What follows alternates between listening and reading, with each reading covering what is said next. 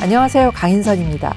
정치권의 뜨거운 이슈를 속 시원하게 풀어드리는 정치펀치 오늘도 시작합니다.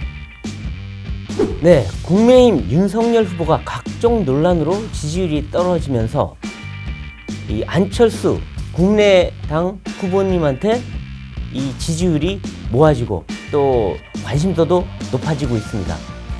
그래서 오늘은 안철수 후보님을 직접 스튜디오에 모셨습니다. 여야 양쪽에서 러브콜을 받고 있는 인기 만점. 네. 예, 좀 환영합니다. 하여튼 네, 감사합니다. 와주셔서 불러주셔서. 고맙습니다. 네. 최근에 지지율이 오르는 게 아주 눈에 띄게 늘어났는데 아마 지금 대선 출마하시고 나서 가장 높은 지지율을 누리는 그런 시기일 것 같은데 최근에 부산 갔다 오셨다고 하는데 현장에서 그런 약간 지지율이 올라가는 그런 느낌이 있으신가요? 어떤가요? 저는 항상 현장에 갈 때면 네. 좋아하시는 분들이 많으세요. 그렇죠. 예. 그래서 여러 가지 말씀들을 현장에서 직접 듣는 게 참 좋더라고요. 네. 그래서 저는 이번에 갔던 게 세 가지 때문에 갔어요. 네. 코로나19 상황이 심각하니까 네. 거기에 대한 상황 파악이나 또는 생각들 들어보고 그다음 또 두 번째로는 이 지역 경제, 네. 특히 네. 저는 대구 3박 4일, 부산 3박 4일을 갔으니까 수도권과 어느 정도로 이 소외가 되어 있는지 이제 그 부분. 그다음 세 번째로는 국민 통합. 네. 이런 주제를 가지고 갔었습니다.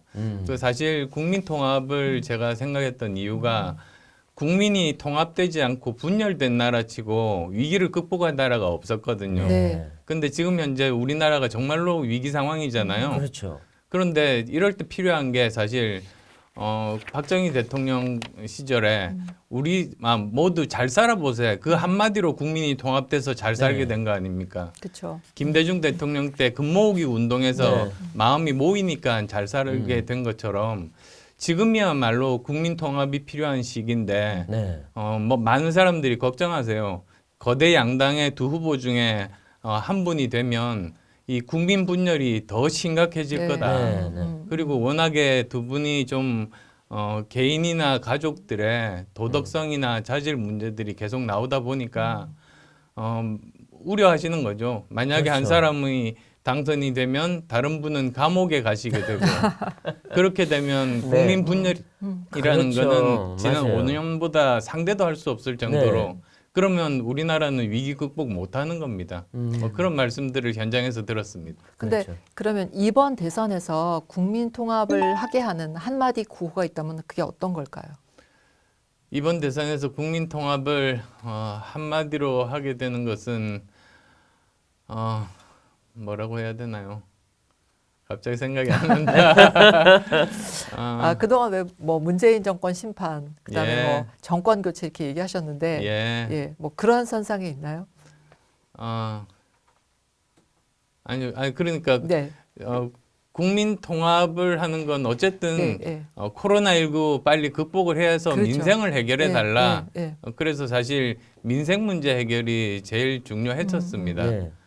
그리고 또 그것뿐만이 아니라 여러 가지 정치권에서의 분열에 대한 걱정들 이런 것들이 많았습니다. 네, 알겠습니다. 예.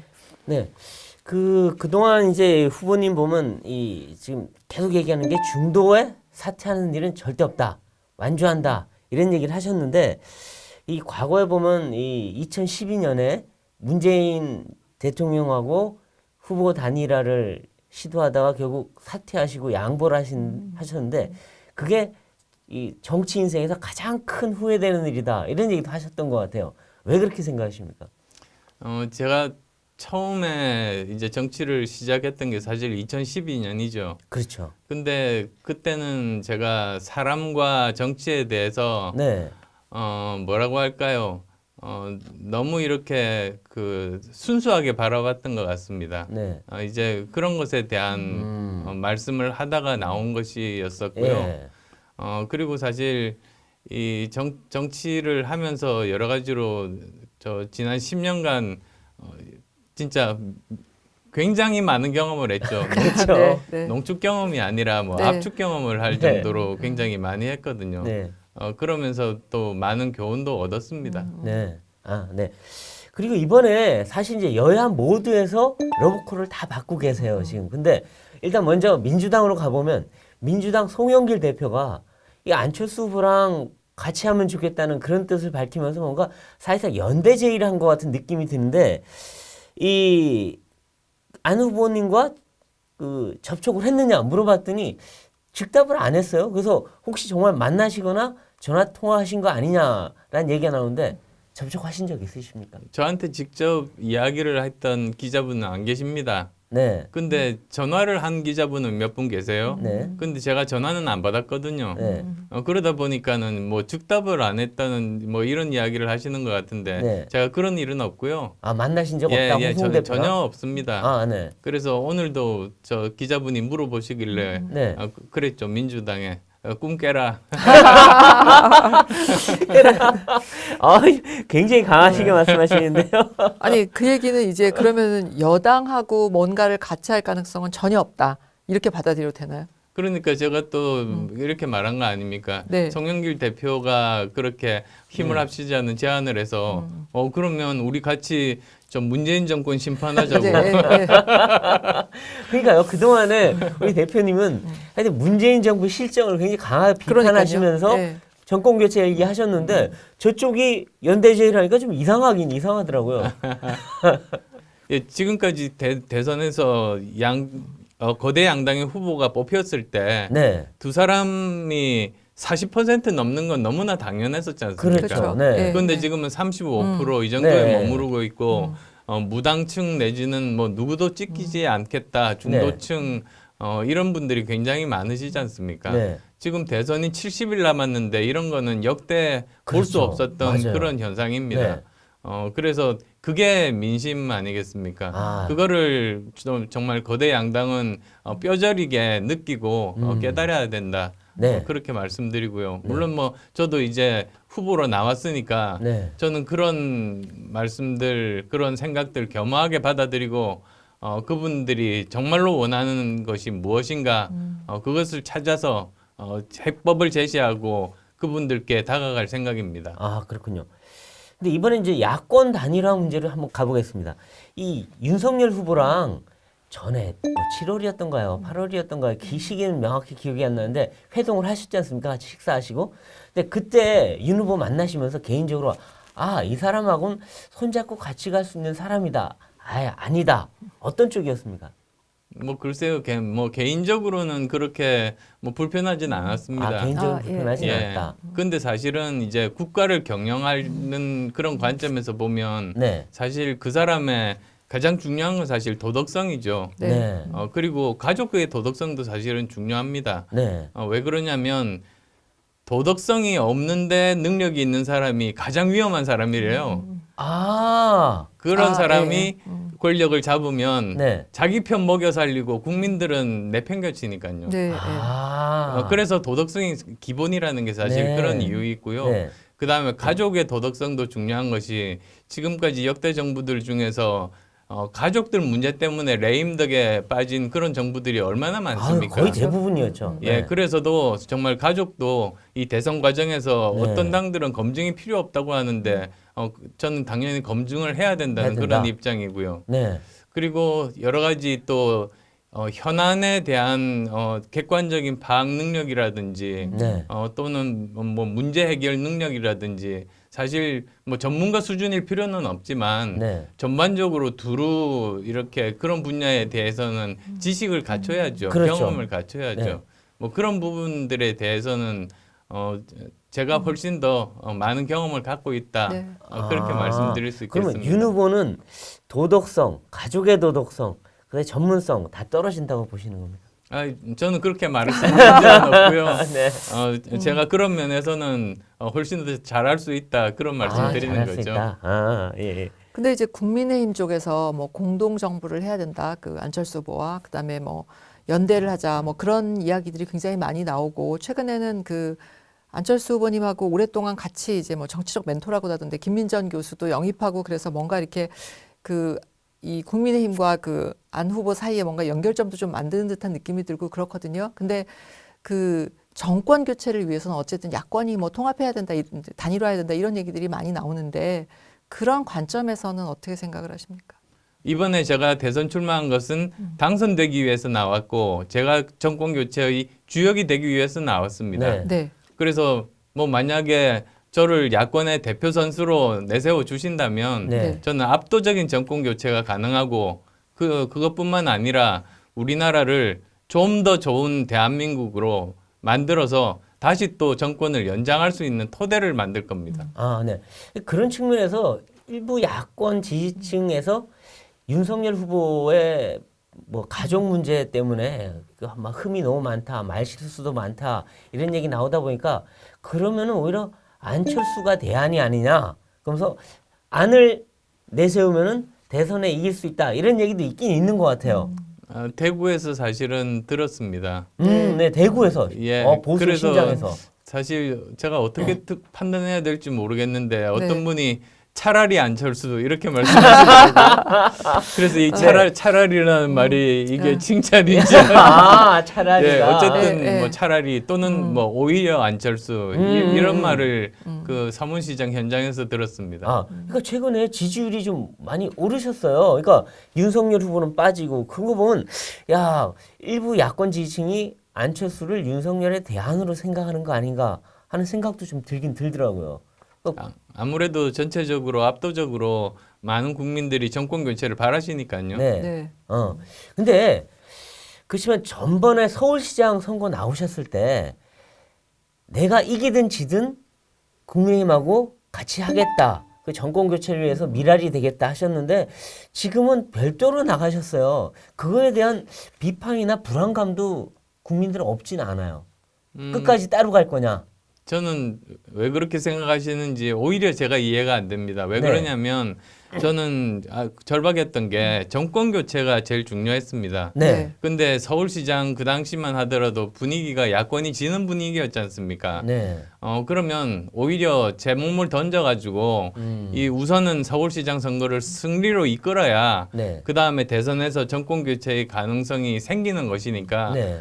제가 몸을 던져서 그걸 이루겠다고 했습니다. 네. 그래서 저한테는 뭐 누가 당선되는가 보다 야권이 승리하는 게 중요하다고 여러 번 말씀드렸죠. 네. 그런데 결국은 뭐 야권이 단성됐으니까 저는 제 목적을 이룬 겁니다. 네. 이제 그 다음에 이제 대선이 네. 지금 현재 야권에게 유리한 이런 상황으로 진행되고 있지 않습니까? 네. 네. 사실 서울시장 선거에서 졌다면 지금 이런 분위기가 아니었을 그렇죠. 겁니다. 그렇죠. 맞습니다. 네, 그래서 이런 분위기를 만들었는데 이제 저는 그렇게 생각합니다. 지금 보면은 양당을 적극적으로 지지하시는 분들이 계시고요. 네. 중도가 거의 한 50%입니다.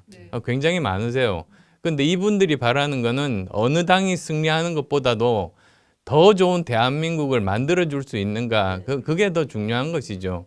거기에 대한 확신을 얻고 싶어서 지금 이렇게 적당한 사람들이 있는지 보는 거거든요. 네. 그런 관점에서 보면 저는 뭐 누구보다도 자격이 있다고 저는 생각하고 그런 점들에 대해서 그분들께 소구하려고 지금 열심히 노력하고 있는 겁니다. 네. 사실 그 말씀하신 대로 이번 대선에 나오신 거는 그 안 후보님이 주역이 돼서 정권 교체를 이루겠다. 사실 그러기 위해서 나오신 거잖아요. 예. 근데 아까 이제 서울시장 얘기하시면서 말씀하셨는데 정권 교체라는 명분을 위해서는 그럼 단일화를 하거나 연대를 하거나 그렇게 할 가능성도 열어두고 계십니까?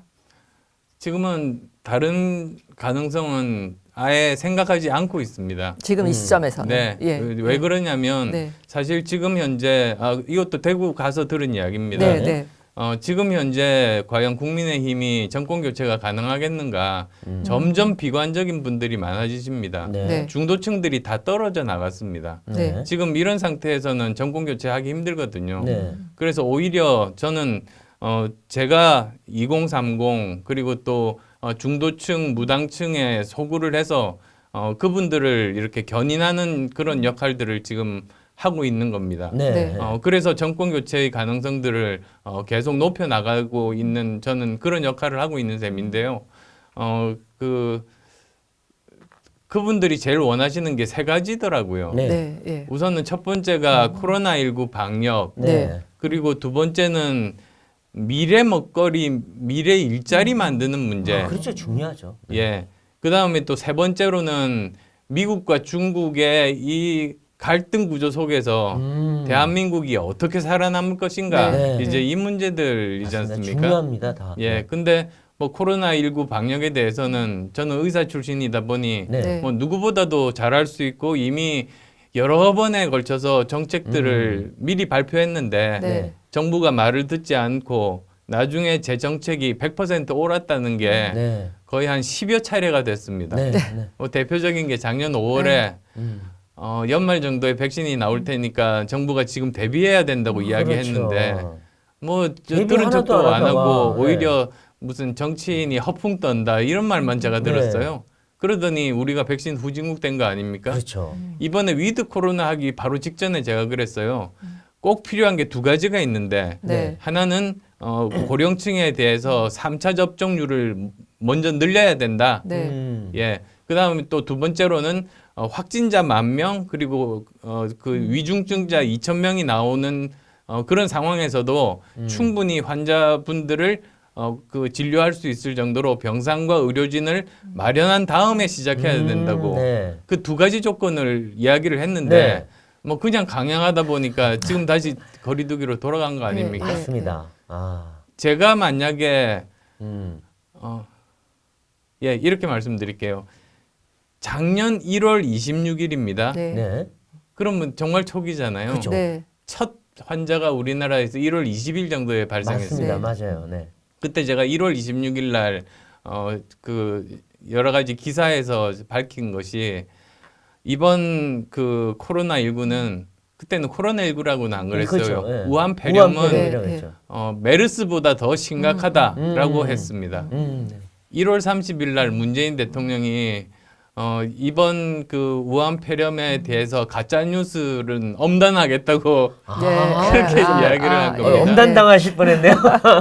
그리고 2월 초에는 또 제가 네. 대만이 국경을 닫더라고요. 예, 그렇죠. 예. 그걸 보고는 그러면 대만이 사실은 중국과의 교류가 우리나라 2배입니다. 그렇죠. 네, 맞아요. 그러니까 우리나라도 빨리 미국으로부터 오는 모든 그 외국인 여행자들 입국을 중단시켜야 된다고 제가 네, 이야기했는데 고집피다가 결국은 대구에서 1차 대규모 확산이 일어났지 않습니까? 네. 이런 것들을 보면 제가 결정권자였으면 네. 뭐 거의 확신합니다. 지금 우리나라가 제일 먼저 마스크 벗고 네. 경제도 살아나고 자영업자분들 장사도 잘 되고 그런 네. 상황이 됐을 겁니다. 네, 네. 근데 돌이켜보면 사실 이런 전염병이라고 하는 게 뭐 사스, 신종플루, 메르스 뭐 이런 식으로 계속 우리가 겪고 있잖아요. 예. 그러니까 사실 앞으로는 지도자들에게 그런 어떤 전문성에 대한 어떤 배경, 그런 전문적인 지식 그런 것들이 굉장히 중요하긴 할 것 같아요. 사실 정확하게 지적하셨습니다. 예, 예. 우리가 지금 우리나라만 보더라도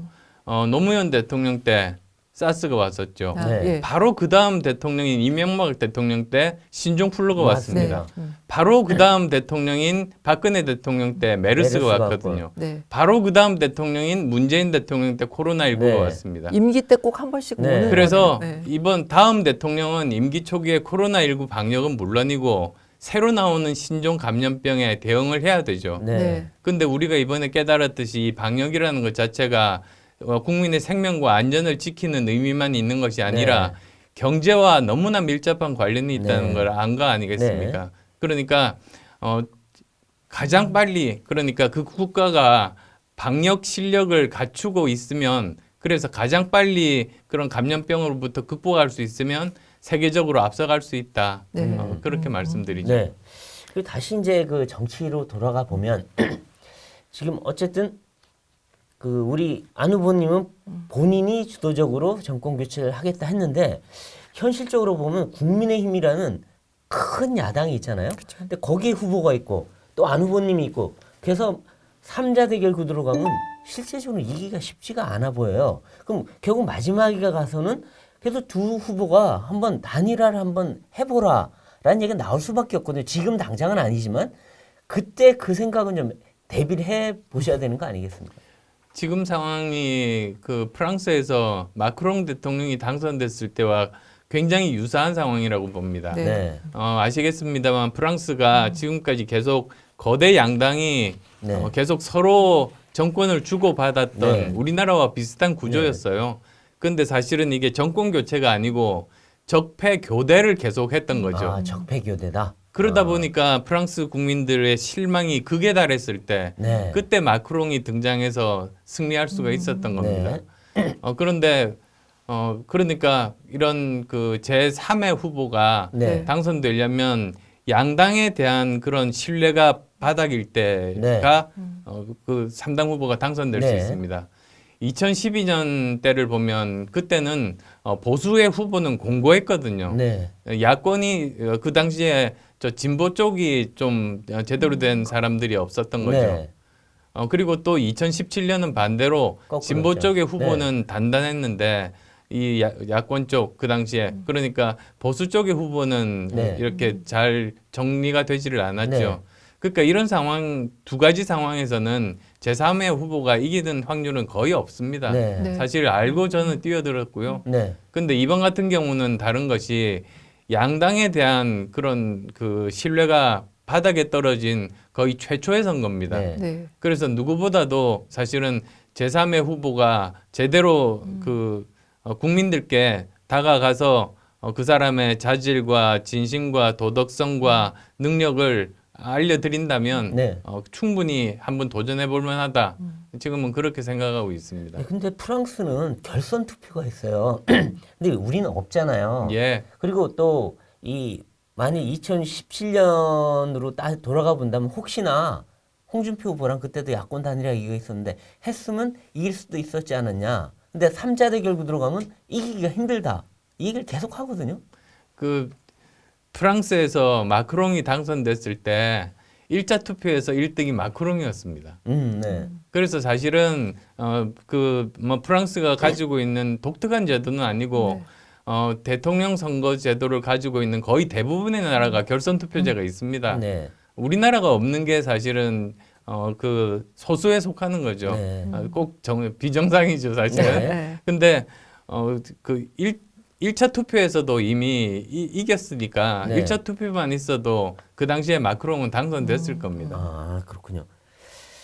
네. 그리고 이제 이 안 후보님이 지금 어쨌든 국민의힘하고 비교해 볼 때 국민의당은 소수 세력 아니겠습니까? 당세로 보면. 근데 결국 선거는 숫자 싸움이고 세력 싸움이 되는데 나중에 이 세력의 이 열세 이걸 어떻게 극복할까 이런 우려들이 있어요. 솔직히 말하면. 그런데 세력이라는 게 그게 저는 옛날식 사고방식이라고 봅니다. 네. 뭐 또 마크롱 예를 들어드릴 수밖에 없는데 네. 마크롱은 그 당시에 국회의원이 한 명도 없었습니다. 그렇죠. 그렇죠. 네. 그런데 당선이 된 다음에 3개월 후 총선에서 일당이 됐습니다. 네. 국민들이 일할 수 있게 세력을 만들어 주신 거고 네. 그리고 그 당시에 개혁적인 사람들을 모아서 네. 그 보수건 진보건 가리지 않고 팀을 만들어서 개혁들을 해나간 거죠. 그러니까 네. 프랑스 병이라고 하던 노동 개혁들을 해나갔지 않습니까? 네, 네, 그렇죠. 그게 사실은 그 중도의 힘인 건데요. 네. 마찬가지로 이번에 참 신기하게도 네. 이번에 대선 이후 3개월 지나고 나서 지방선거가 있습니다. 네, 네. 그렇죠. 지방선거는 정말 규모가 크지 않습니까? 그렇죠. 모든 시도지사와 네. 그리고 시의회, 구의회까지도 네. 엄청나게 많은 사람들이니까 이렇게 대통령에 누가 당선이 되더라도 네. 그 사람이 속해 있는 정당에 일을 할 수 있도록 세력을 모아 주실 겁니다. 국민들께서. 지금 그렇게 생각하고요. 그래서 더 중요한 것이 대통령 선거에서는 세력이라기보다 오히려 사람이 제일 중요하다. 우리나라는 특히 대통령에게 그 권력이 집중되어 있으니까 네. 대통령 한 사람만 제대로 된 사람을 뽑으면 네. 그러면 여러 가지 뭐 위기에 대한 대처라든지 또 일자리를 만드는 것이라든지 이런 모든 것들이 가능하다. 네. 저는 그렇게 말씀을 드리고 싶네요. 단도직입적으로 그냥 딱 여쭤보겠습니다. 이 국민의힘하고 야권 후보 단일화나 공동정부 구성 가능성이 있습니까 없습니까? 저는 지금은 생각하지 않고 있고 네. 어쨌든 지금 국민들께 다가가서 제 지지율을 계속 높일 지금 그 목표만 네. 제 머릿속에 있지 다른 어떤 가능성에 대한 네. 그런 생각은 잡념은 없습니다. 잡념은 없다. 근데 지금 거기에 이제 그 질문에 약간 하나 더 얹고 싶은 거는 지금 왜 어쨌든 진보와 보수 지금 중도 얘기를 많이 하셨는데 예. 그 중도를 굉장히 많이 생각하고 계시는 것 같은데 그 안 후보님의 위치를 이 진보와 보수 사이에 어딘가에 놓는다면 한 1부터 10 사이, 그러니까 그 1을 뭐 진보라 그러고 10을 보수라고 한다면 어디에 계신가요? 아, 그게 얼마 전이 아니죠. 몇 년 전에 제가 국회의원 시절에 네. 그걸 측정해서 표로 만들어 놨더라고요. 네, 네. 아, 그랬나요? 예. 예. 제가 아마 그때 진보가 0이고 보수가 14일 예. 때 7.8인가? 그러니까 보수에 가까운. 아. 네. 뭐 중도 보수에. 예, 예. 그 정도로 나왔던 네. 것 같아요. 네, 그게 네. 국회의원들이 법안에 이렇게 사인한 것들. 어떤 법안에 찬성하는지 네, 네, 반대하는지 그 데이터를 가지고 한 겁니다. 그러니까 7.8, 그러니까 보수가 10이라고 볼 때 7.8이면 이쪽으로 굉장히 많이 가 계신 거예요. 그러니까 아까 예. 그 송영길 대표 말씀에 꿈깨라 한 게 좀 비슷하긴 하고요. 멀어요. 너무 멀어서. 자, 그럼 우리 저기 이재명 후보 얘기 조금 해봐야 될 것 같은데 예. 이제 그 뭐 이재명 후보의 경우에 지금 대장동 이슈가 이제 걸려 있는데 사실 대장동 관련해서 실무를 담당하시는 분들 중에 두 분이 극단적인 선택을 하셨고 이제 그런 상황인데 그걸 보면서 안 후보께서 뭐 몸통 놔두고 깃털만 수사하면 뭐 하냐, 특검 도입해야 된다, 그 주장을 계속 하셨는데 그러면 몸통이 누구라고 생각하십니까? 뭐 몸통이야 그 두 분이 누군지 알면서도 모르는 척하는 사람 아니겠습니까? 그러니까 측근도 아니다. 모르는 사람이다. 참 희한해요. 예, 네. 뭐 그렇게 오래 해외 여행도 같이 갔는데 글쎄요. 모르는 사람이면 어떡합니까? 그러니까 그러니까 그분이 그 두 분을 모른다고 한 사람이 그분이다 아, 이런 예. 말씀이신 거죠? 근데 예. 그분이 저도 만나보죠. 되게 똑똑하신 분이에요. 아니, 그리고 기억력도 아주 좋고. 사실 얼마 전에 그 투자 관련한 유튜버가 있습니다. 아, 네, 예, 예, 예. 예, 그걸 보니까 거의 한 30년 전에 투자했던 걸 세세하게 기억하고 맞아요. 계시더라고요. 큰 돈을 그래서 잡으셨다고. 예. 굉장히 기억력이 좋으신 분이구나. 그런데 자기 측근들과 자기 부하 직원은 기억을 전혀 못하세요. 아, 출장을 열흘씩 다니고 표창장도 네. 주고 그래도 기억을 그리고 못해요. 그 개발 계획을 본인이 다 세웠다고 하시면서 세부적인 건 또 아무것도 모른다 그러세요. 선택적 기억력이죠. 글쎄 말이에요. 이거 저희가 볼 때는 저런 기억력을 가지신 분이 나중에 국정을 하면 어떤 국정이 나올까 의아하긴 합니다. 아니 근데 양쪽 다 사실은 문제라고 생각하는 게 네. 네. 대장동 비리의 그 본질이 뭐냐? 네. 그거는 뭐 한 5천억 정도를 국가가 환수한 프로젝트가 아니라 네. 1조 원 이상의 이익을 특정 민간에게 몰아준 게 그렇죠. 그게 네. 그 저 핵심 아닙니까? 그렇죠. 맞습니다. 예, 예. 그러면 이거를 몰랐다. 그러면 이건 뭐 당군 일의 최대의 무능한 행정가이고요. 그렇죠. 네. 예, 예. 이걸 알았다. 네. 같이 감옥 가야죠. 그렇죠. 예. 아. 그래서 저는 빠져나갈 데가 없다고 생각해요. 근데 잘 빠져나가세요 지금. 특검도 안 하고 검찰 수사도 흐지부지. 그러니까 특검은 어떻게 되는 겁니까 지금? 그냥 끝나는 건가요 이제 이렇게 그러니까 흐지부지? 지금은 굿캅, 배드캅 그런 전략을 하는 것 같습니다. 네. 사실 거대 양당의 후보 둘 다 서로 특검을 받겠다고 하고 네. 대신에 그 밑에 있는 그 국회의원들을 포함한 당들은 미적미적거리는 거죠. 그렇죠. 그래서 대선 후보는 너그럽고 큰 사람처럼 이렇게 쇼를 하고 네. 밑에서 알아서 다 막는 역할들은 네. 당들이 하고 그게 국민들이 모르겠습니까? 참 네. 보기가 안 좋은데 네. 저는 제일 걱정되는 것 중에 하나가 이대로 국민들이 진실을 모르고 투표장에 가서 찍을 수밖에 없잖아요. 그렇죠. 근데 만약에 당선된 분이 임기 중에 결정적인 증거가 나왔다. 그러면 나라는 대혼란에 빠질 겁니다. 그러겠죠. 그리고 또 반대로 낙선자분이 결정적인 증거가 나왔다. 네. 네. 그래서 감옥 간다. 네. 그러면 국민은 완전히 반으로 갈라져서 그러니까요. 심리적인 내전 상태에 돌입할 그러겠죠. 겁니다. 그래서 저는 그 둘 다 어떤 시나리오도 불행하니까 그걸 막기 위해서는 쌍특검을 해야 되고 네. 제가 지난번에 또 청와대에다가 대통령한테 직접 이야기한 것이 네. 국회에서는 어느 정도 그 법안 만들고 하는데 시간이 걸리는데 네. 지금 상설특검법에 의하면 그것 말고도 다른 방법 법무부 장관이 시행하는 방법이 네. 있거든요. 그건 금방 시행할 수 네. 있으니까 지금이 또 늦지 않다. 빨리 하자. 네. 2월 언제입니까? 그 대통령 후보 등록 전까지만 하면 되니까 네. 아직도 한 2달 조금 안 되게 남아 있는 셈입니다. 그동안 지금까지 또 수사가 진척이 된 게 있지 않습니까? 네. 그걸 다 검찰이나 또는 공수처로부터 넘겨받아서 네. 하자는 거죠. 네. 아니, 사실은 지금만 해도 한 달만 해도 충분히 수사할 수 있을 것 같아요. 근데 검찰도 안 하고 있고 꼭 깃털질만 뽑다 보니까 깃털질만 이상한 극단적인 선택을 하는 그렇죠. 희한한 상황이 가고 있는 것 같아요. 예. 근데 이런 식으로 그냥 방치하는 검찰은 뭐 권력 눈치 보기를 하고 있다고 생각하세요?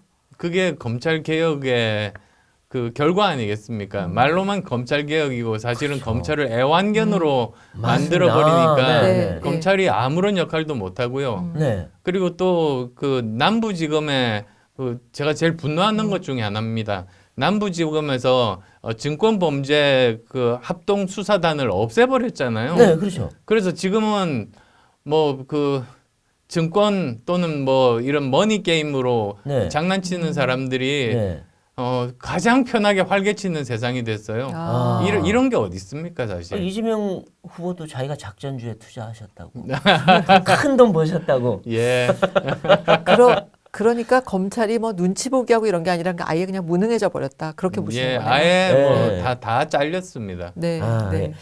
근데 지금 이제 국민의힘으로 가보면 윤석열 후보 부인의 논란이 지금 굉장히 뭐 여러 가지 나오는데 그래서 윤석열 본인도 좀 뭐 사과 같지 않지만 어쨌든 사과를 했고 예. 부인도 직접 나와 사과를 했습니다.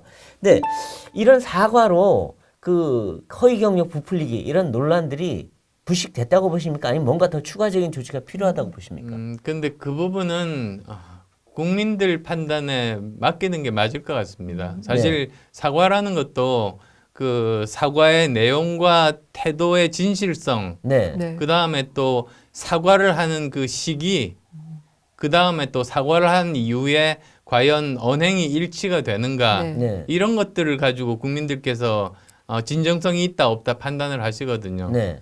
아마 그걸 보고 국민들께서 판단하실 겁니다. 네.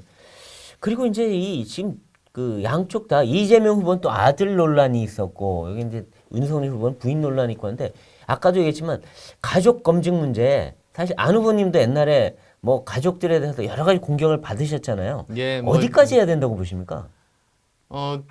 기본적으로 의혹이 있는 부분들에 대해서는 진실을 밝히는 노력이 필요하죠. 근데 그게 아니고 순전한 없는 사실을 지어내는 네거티브는 네. 그건 만약에 네거티브라고 한다면 그것에 대해서는 불이익을 정말 줘야 된다고 생각합니다. 네. 지난번 대선 때 어떤 일이 있었냐면 제 딸이 미국에서 태어난 미국 시민권자라고 그렇죠. 하고 예. 네. 아니 저 출생증명서가 다 있는데 예. 저 병원에서 네. 태어난 그 다음에 또 한국말을 못한대요. 네. 그래서 좀 심했네요. 유튜브에서 한국말 잘하는 걸 보고는 그 말도 쑥 들어갔죠. 그렇죠. 네. 그리고 또 뭘 초등학교 때 무슨 조기 유학을 했다고 했나? 네. 그래서 제가 저 한국에 있는 그 초등학교 졸업장을 보여주니까 또 그렇고 네. 아니면 말고식이 저는 네. 가장 고약한 것 같습니다. 네, 네, 네. 근데 특히 지금 상황 같은 경우는 사실 그 후보 가족들에 대한 이슈가 너무 뜨거워서 후보 본인에 대해서 저희가 판단하고 뭘 알게 될 기회 자체가 없는 것 같아요. 예, 사실 저 후보 본인들이 어떻게 보면 더 중요하지 않습니까? 그렇죠. 대통령이 물론이죠. 될 물론이죠. 뿐이니까. 네. 그리고 지금 현재 아직도 해결이 안 돼 있는 대장동, 그 다음에 또 그 고발 사주 네. 이런 부분들에 대해서는 먼저 밝히는 것이 국민에 대한 도리입니다. 네. 근데 이제 다시 얘기를 조금 바꿔서 이제 그 제3지대 후보들 쪽으로 가보면 이제 심상정 후보도 있고 그다음에 김동연 후보도 있고 그런데 그 세 분들께서는 뭔가 같이 할 수 있을까요? 그래서 전번에 한번 심상정 후보랑도 만나고 만나셨잖아요. 그러셨나요? 그건 현안에 대한 공조였습니다. 즉 예. 이제 쌍특검을 사실은 하는 네. 것이 국민에 대한 도리인데 네. 지금 거대 양당들이 움직이겠지 않으니 나머지 두 원내 정당은 저희하고 정의당이거든요. 네. 네, 네. 그래서 네. 저희들이 특검 추천을 하는 역할을 맡아서 이걸 빨리 진행을 하겠다. 그렇게 제안을 했죠. 아. 그런 현안에 대해서 협력할 사안이었기 때문에 만났었고요. 이게 무슨 뭐 후보 단일화나 이런 정치공학적인 그런 만남은 아니었습니다. 아, 그럼 제3지대 연대 그런 건 단일화 이런 아니- 거는 없다? 예, 없습니다. 없습니다. 아, 그렇군요. 그리고 이제 요즘 대선 유세하시면서 이제 이 정부가 그러니까 포퓰리즘 그 공약을 남발하고 있다 그 얘기 예. 많이 하셨고 그다음에 사기 정치다 그런 네. 얘기까지 하셨는데 구체적으로 어떤 사례를 두고 그런 말씀을 하시는 건가요? 저는 이번 정부 그 문제가 저는 총 5가지 정도 네. 있는 것 같아요. 아, 저도 네. 그래서 한번 오면서도 정리를 해봤는데요. 네. 우선은 사실 무능한 정부, 아, 네. 네. 뭐 경제 완전히 망가뜨리고 네. 백신도 제대로 수입해 오지 네, 못하고 네, 네. 이런 그리고 지금은 방역까지도 네. 이런 첫 번째가 무능이고요. 두 번째가 사실 내로남불이죠. 지금까지 어떤 정부에도 써도 볼 수 없었던 네, 네. 남들에게는 엄격한 그런 잣대를 가지고 비판을 하던 사람들이 자기들은 그렇죠. 더 나쁜 짓을 하면서도 그러니까요. 그걸 정당화시키면서도 부끄러운 줄을 몰라요. 네. 맞아요. 예. 근데 제가 그런 말을 들었어요. 사람이 동물과 다른 단 한 가지의 이유는 부끄러움을 아는 아, 것이다. 네. 맞아요. 예. 그 부끄러움을 모른다고만 말하겠습니다. 저기 아니, 그러니까 자기들이 민주화 운동했다 그러면서 민주주의를 파괴하고 또 도덕성을 강조하면서 자기들은 뒤에서는 다 딴 거 해먹고 이러니까 사람들이 믿을 수가 있나요? 예. 그래서 또 그리고 세 번째가 사실 그 민주주의 파괴 아닙니까? 네. 그래서 이 사람들이 민주화 운동을 한 사람인지는 모르겠지만 네. 민주주의자가 아니라 전체주의자인 겁니다. 아, 맞아요. 네, 그런 네. 느낌이 예. 좀 있어요. 이 사람들은 사실 민주주의가 뭡니까? 생각이 다른 사람들이 함께 모여 사는 지혜를 발휘하는 제도가 그 그렇죠. 핵심인데 네. 이 사람들의 생각은 자기들과 생각이 다르면 적이다. 그렇죠. 예, 물리쳐야 될 적이라고 항상 생각하고 적폐 세력이라고 얘기해요. 예, 모든 사람을 우리와 똑같은 생각을 하게 만든다. 이게 전체주의자 아니겠습니까? 그렇죠. 맞아요. 그래서 참 민주화 운동을 한 사람들이 민주주의자가 아니라는 게 군부 이번에 독재와 알게 싸우면서 됐죠. 군부 독재가 하던 일을 비슷하게 하더라고요, 이분들이. 예, 네. 맞습니다. 네. 그다음 또 네 번째가 네. 저는 미래 세대 착취가 굉장히 심합니다. 네. 그렇죠. 예, 특히 저 미래 세대 착취의 대표적인 두 가지가 네. 바로 그거 아닙니까? 저 연금 개혁에 대한 부분. 네. 아, 전혀 손 안 대고 있죠. 네. 또 국가 부채를 늘리는 부분. 그렇죠. 빚내서 그냥 지금 예. 써버리는 거죠. 그다음에 갚는 건 니네들이 해라. 또 한 가지를 더 한다면 환경에 대한 부분, 뭐 그렇죠. 탄소 중립이나 네. 이런 네, 네, 부분들인데요. 지금 현재 보면은 우선은 연금 개혁에 대해서 거대 양당 후보들이 아무도 이야기를 안 합니다. 그렇죠. 맞아요. 근데 지금 얼마나 심각하냐면 국민연금은 예를 들어 보면 2055년이 되면 완전히 고갈이 됩니다. 네. 거죠. 그 말은 무슨 말이냐?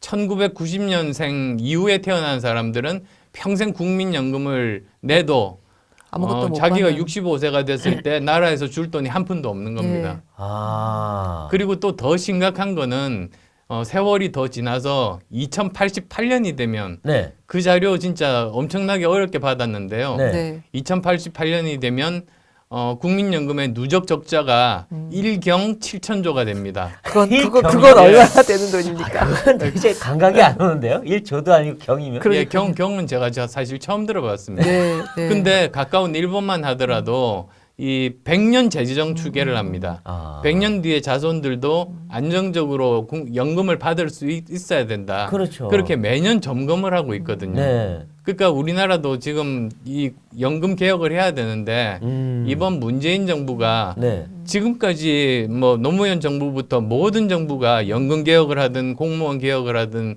다 했습니다. 네. 그게 저항에 부딪혔죠. 네. 그렇지만 우리 미래 세대를 위해서 국가를 그렇죠. 위해서 해야만 되는 더 일이니까 내고 덜 했거든요. 받는 식으로 좀 했죠. 이번 문재인 정부가 네. 이런 연금에 대한 개혁을 안 한 유일한 정부입니다. 그러니까 인기 없는 정책은 하나도 안 해요. 그러니까. 예, 그냥 그럼 포퓰리즘으로 예. 일관하고 있죠. 근데 그렇다고 맞습니다. 인기가 생기는 것도 아 아니잖아요. 그렇죠. 이게 왜냐면 아니, 사람들이 바보는 아니잖아요. 예, 맞습니다. 아, 그리고 요즘 보면 이 정부가 뭐 전기료든 뭐든 다 대선 이후에 선거 하겠다. 이후로, 예. 그리고 돈이란 돈은 다 주겠다고 하고 이게 어떻게 보면 금권 선거, 관권 선거 아닌가요? 이게 옛날에 그 군부 독재 시절에다 했던 예, 맞습니다. 또 하나 더 있는 게 네. 내년에 국민 세금으로 일자리 만드는 거 사실 대부분 그 초단기 그렇죠. 알바들인데요. 알바죠. 노인 일자리. 그 거의 대부분을 1월 달에 만든답니다. 그러니까요. 그러면 4월에는 다 손가락만 빨고 있어야 되나요? 이거 예, 아니, 참. 근데 그 안 후보님이 정치를 시작한 게 원래 청년들의 고민들을 네. 나누다가 시작하신 거 네, 아니었어요? 그렇습니다.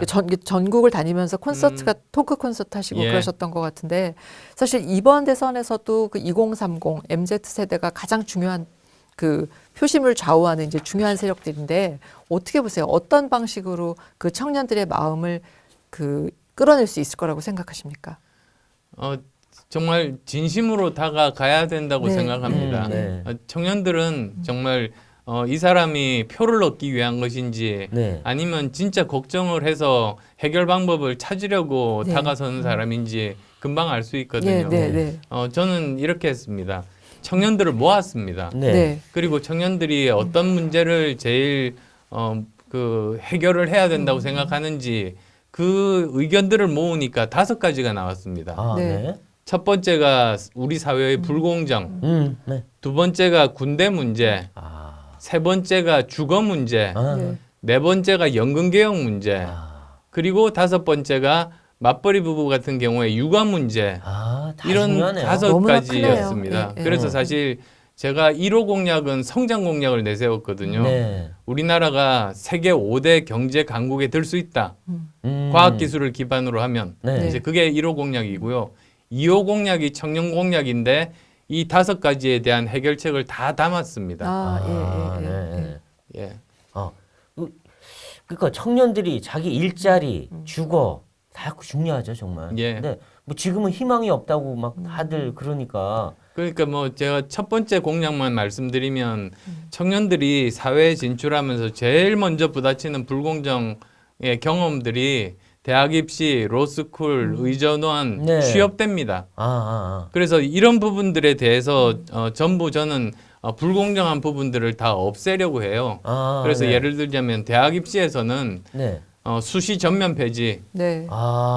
대신에 전체 정원 중에 10% 정도는 사회적인 약자, 아, 농어촌 예, 전형 예, 같은 예, 것을 예. 남겨두고 예. 또한 10% 정도는 그 특기자 전형, 예, 예. 여러 가지 그 뭐 운동이라든지 이런 특기자들이 네. 있지 않습니까? 나머지 80%에 대해서는 수능과 내신으로 하겠다 이렇게 한 겁니다. 하긴 수시가 도대체 제도가 너무 복잡해서 도대체 어떻게 들어가는지 알 수가 그렇죠. 없어요. 들어가고 예, 나서 그렇습니다. 알아요. 그리고 또 시험 사실 끝나고, 예. 수시가 어떻게 보면 뭐 미국 같은 데 보면 네. 이상적인 제도거든요. 네. 그 학생을 종합적으로 평가를 하고 네. 그냥 뭐 시험 하긴 시험 잘 보는 성적만 거 뽑는 건 이것만 아니긴 보는 한데. 건 아닌데 문제는 미국 같으면 서로 아는 사람이 면접관으로 들어오더라도 정말 냉정하게 평가를 하는 그런 문화가 돼 네. 있는 그런 나라 아닙니까? 네. 근데 우리나라는 이게 좁다 보니까 그렇지가 못해서 입학 사정관 분들이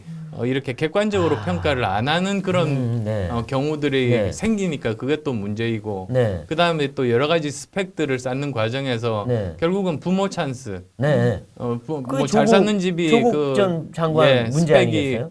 많을 수밖에 없으니까요. 네. 근데 거기는 또 일도 안 하고 스펙을 만들었으니 그러니까 이제 입시 제도 같은 교육 정책을 손을 대서 그 청년들이 갖고 있는 예, 그 그렇습니다. 불공정의 문제라든지 그런 것부터 해결하겠다 이제 예. 그런 말씀이신 거죠. 네. 예, 그리고 예. 또 뭐 법대 같은 경우도요. 네. 사실은 제가 이렇게 했습니다. 사시가 없어지면서 기회의 사다리가 줄었지 않습니까? 네, 그렇죠. 네. 그래서 지금 현재 로스쿨 제도를 유지하면서도 이걸 해결할 수 있는 네. 방법이 있을까를 우선을 찾았습니다. 그래서 네. 생각한 것이 로스쿨을 나오지 않더라도 일종의 자격 시험을 통과하면 로스쿨 졸업생들과 함께 변호사 자격 시험을 칠 수 있게 해주겠다.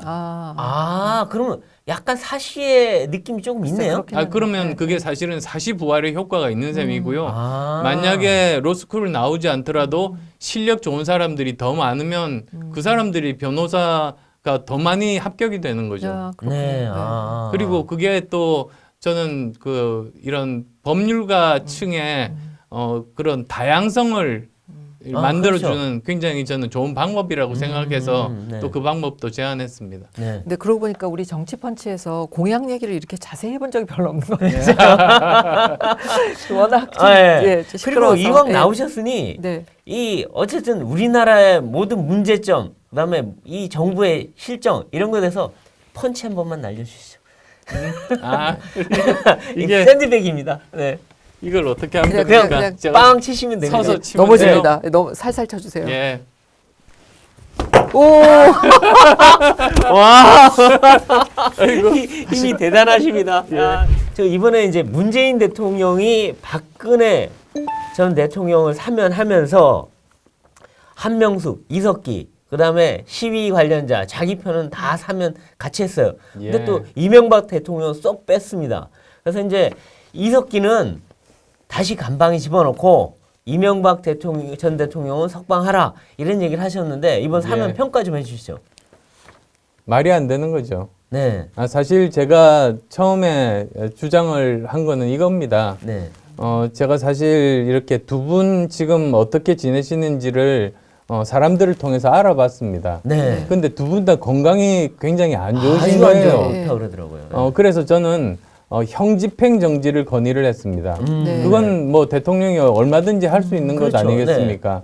그건 사실 대통령이 정치적 부담도 없고 네. 형집행 정지의 그 요건이 법률에 규정돼 있는데 네. 70세 이상 건강이 안 좋으신 분 이렇게 다 돼 아, 있습니다. 네, 네. 그 요건에 다 맞습니다. 네, 네. 예. 예, 그래서 만약에 사면이 부담이 된다고 하면 네. 그건 그 다음 대통령이 대통령의 결심과 국민들의 공론화를 거쳐서 결정하면 된다고. 네. 그런데 이 형집행 정지만은 네. 반드시 해야 된다고 그렇게 주장을 아, 했는데 네. 이번에 보니까 그 박근혜 대통령은 사면하고 네.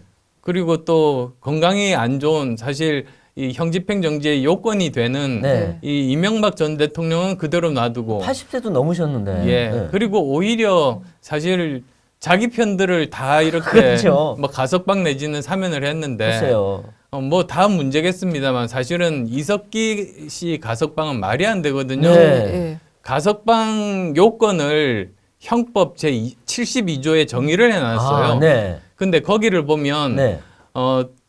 뚜렷하게 후회하는 네. 그런 개전의 전입이 보이는 그렇죠. 사람이 반성하는 대상자입니다. 사람. 네, 네. 근데 나와서 말하는 걸 보니까 그러니까요. 자기가 했던 말에 대해서 전혀 후회하지 않아요. 자기가 피해자래요. 예, 그러니까요. 그러면 그 사람은 법률에 의해서 가석방 요건이 안 되니까 그러니까요. 다시 집어넣든지 아니면 대통령이 직접 나와서 왜 이 사람이 가석방 대상자가 될 수 있는지를 국민 앞에서 설명하라 이렇게 요구했죠. 그러니까 이분이 재심 청구까지 하고 네. 끝까지 자기 죄를 인정하지 않았어요. 그리고 국가 체제를 전복하려던 사람 아니에요. 이 사람을 왜 가석방을 해주는지 이해가 안 가요. 예, 맞습니다. 네. 그래서 제가 북한 가서 살라고 그랬어요. 그러니까요. 아예 북한으로 석방했으면 좋겠어요. 아예.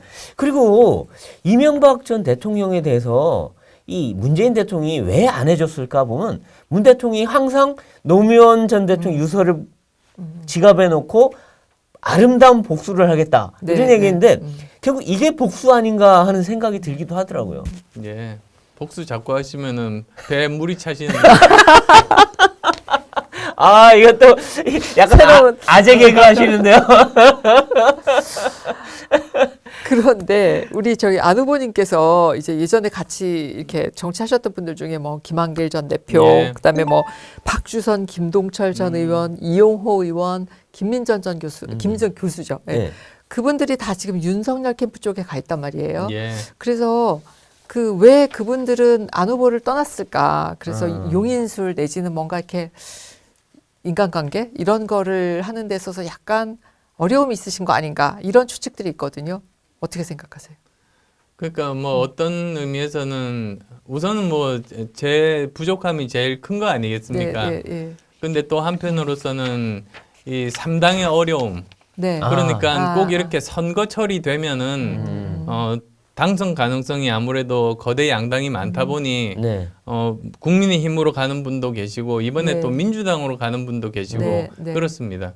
그게 항상 이렇게 반복됐던 일인데요. 네. 그래도 오히려 지금 떠나지 않고 계속 저를 도와주시는 분, 음. 하나의 정당을 만들 만한 분들이 제 옆에 계시거든요. 네. 네. 그래서 그분들께 더 감사한 마음이죠. 네. 네, 네. 그리고 이제 마지막으로 대선 후보로서 그 꿈꾸는 안철수가 꿈꾸는 대한민국의 미래, 국민들한테 보여줄 희망 이게 뭔지 메시지를 한번 전해주시죠. 저는 정말 그 과학 기술 중심 국가로 만들어서 세계 5대 경제 강국에 진입을 시키고 싶습니다. 저는 네. 가능성이 있다고 생각합니다. 네. 왜 그러냐면 삼성전자 메모리 반도체가 지금 압도적인 세계 1위 아닙니까? 네. 네. 근데 그 비결에 대해서 거기 임원분이 이렇게 설명을 하셨어요.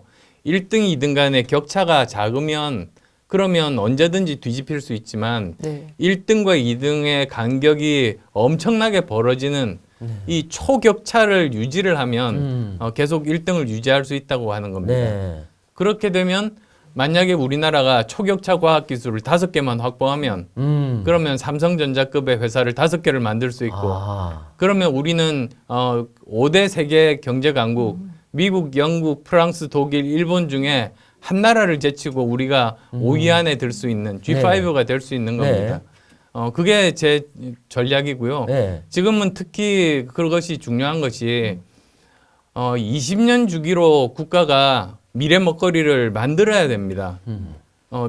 박정희 대통령께서 경제개발 5개년 계획을 하셨기 때문에 우리나라가 80년, 90년대 20년 먹고 살았습니다. 그렇죠. 그때 중화공업이나 제철 같은 걸로 우리가 네. 먹고 살았지 않습니까? 선박이나. 네.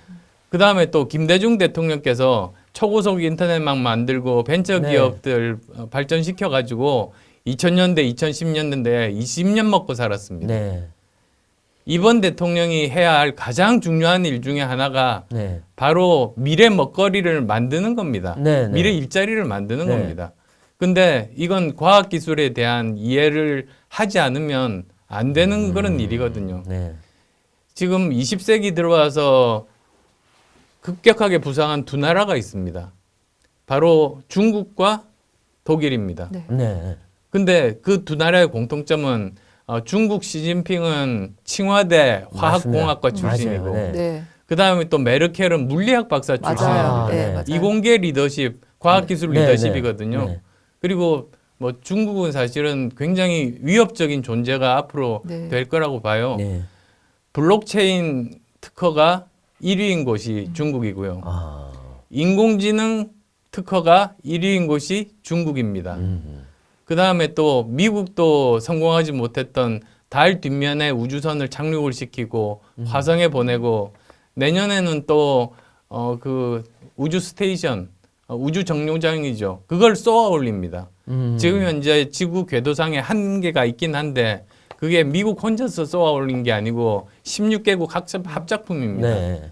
근데 그거를 중국이 혼자서 쏘아 올리는 거예요. 아. 그러니까 이 부분도 거의 다 따라잡거나 오히려 추월했습니다. 아. 그래서 이런 미국과 중국의 이 전쟁, 사실은 기술 패권 전쟁의 승자가 누가 될 것인가, 이게 굉장히 만만치 않은 상황인데 여기서 우리나라가 생존 전략은, 유일한 생존 전략은 아까 말씀드린 5대 초격차 과학기술을 확보를 해서 네.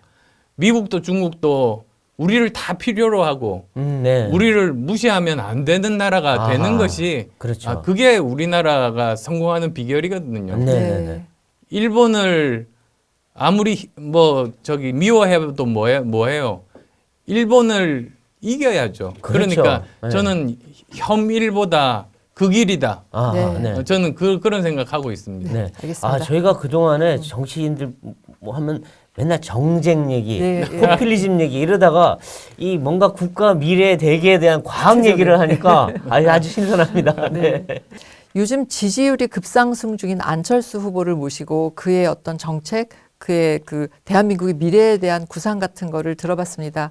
제가 안철수 후보를 한 지난 10여 년에 걸쳐서 여러 번 인터뷰를 했었는데 만날 때마다 정치 언어가 굉장히 단단해지고 그리고 열정은 점점 더 뜨거워지는 것 같습니다. 그런데 이런 안철수 후보의 변화 또는 성장이 중도 후보, 그러니까 아직 다음 대선에서 누구를 택할지 결정하지 못한 분들의 마음을 끌어당길 수 있을까요? 굉장히 궁금합니다. 네, 오늘 안철수 후보 이 야권의 대안으로 거론되고 있는데 어떤 든든함 같은 거 느끼셨습니까? 다음번에 안 후보님을 또 모시고 또 다른 얘기를 다시 한번 들어보겠습니다. 오늘 정치 펀치는 여기까지입니다. 나와주신 안 후보님 감사드립니다. 네, 고맙습니다. 저희는 감사합니다. 다음 시간에 더 화끈한 펀치로 다시 찾아뵙겠습니다. 고맙습니다. 안녕하세요. 정치펀치 시청자 여러분. 한 해 동안 많은 사랑 주셔서 너무나 감사합니다. 여러분의 애정에 보답하고자 저희가 특별한 이벤트를 준비했습니다. 네, 12월 한 달간 시청자 여러분께서 저희 유튜브 채널에 이 슈퍼 챗, 슈퍼 땡스, 슈퍼 스티커를 보내주시면 그 수익 전액을 사랑의 열매에 기부할 예정입니다. 한 달간 조선일보 유튜브를 향해 많은 관심과 사랑을 보내주시기를 부탁드립니다. 감사합니다. 감사합니다.